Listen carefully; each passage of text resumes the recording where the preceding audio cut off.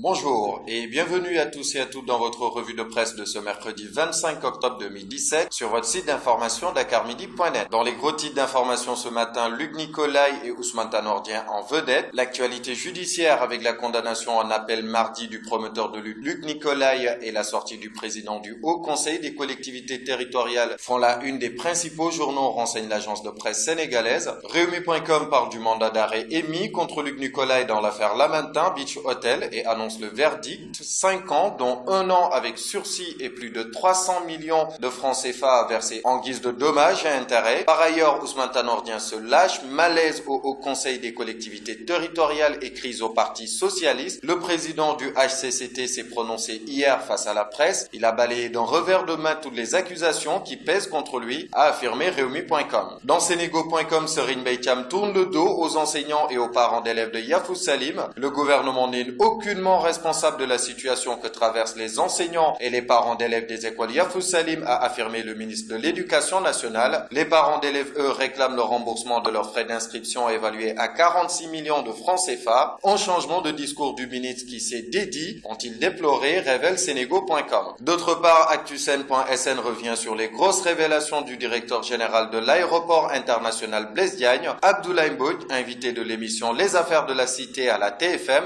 Pas de place pour les bureaux de change qui ont été préférés aux banques dans le nouvel aéroport. Également pas de place pour les vendeurs de tableaux d'art. Et l'avion présidentiel, lui, restera à l'aéroport Léopold Sédar Senghor. Entre autres révélations de Abdoulaye Mbodj, directeur général de l'aéroport international Blaise Diagne. Presseafrique.com parle du conseil interministériel hier consacré à la commercialisation de la production arachidière 2017-2018. Le prix du kilogramme d'arachide fixé à 210 francs CFA, révèle le site internet qui parle également du rapport RSE 2016 de Teranga Gold Corporation. Sabadola Teranga Gold a produit 6,15 tonnes d'or en 2016, vendu à hauteur de 150 milliards de francs CFA, dont 30 milliards de francs CFA reversés à l'État du Sénégal, affirme Presseafrique.com. Dakarmidi.net parle de politique que mijote Thierno Alassane Sall le samedi, s'interroge le site d'information. En marge de la cérémonie d'installation de son mouvement La République des Valeurs ce samedi 28 octobre à Dakar, Thierno Alassane Sall a convié dans une salle privée de la VDN tous les adversaires du régime en place, révèle Dakarmidi.net. Dembaba accusé de blanchiment et de fraude fiscale en Angleterre. D'après les journaux britanniques, il aurait mis en place un procédé qui lui a permis de flouer des impôts à hauteur de 852,6 millions de francs CFA, révèle Seneweb.com.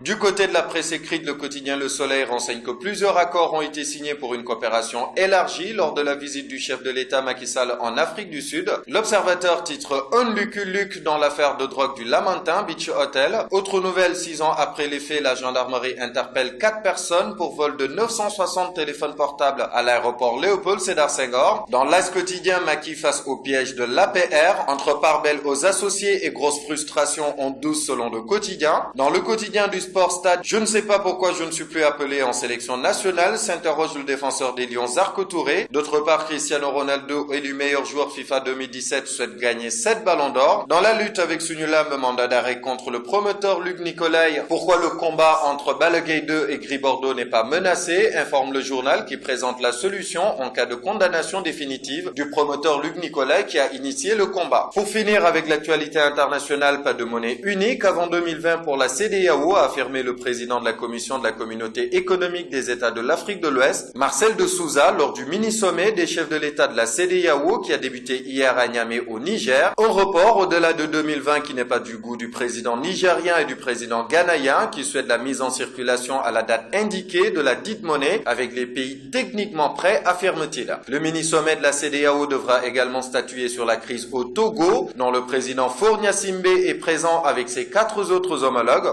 tandis que l'UEMOA poursuit également sa mission dans le pays en écoutant toutes les parties prenantes de la crise afin de les mener au dialogue. Au Burkina Faso, un forum national sur la sécurité du pays a démarré aujourd'hui. Plus de 600 personnes y participent en ce moment même afin de déterminer les principaux axes stratégiques pour l'élaboration de la future politique nationale de sécurité. Voilà, c'est tout pour votre revue de presse de ce mercredi 25 octobre 2017. Merci de votre fidélité et à très bientôt sur votre site d'information dakarmidi.net.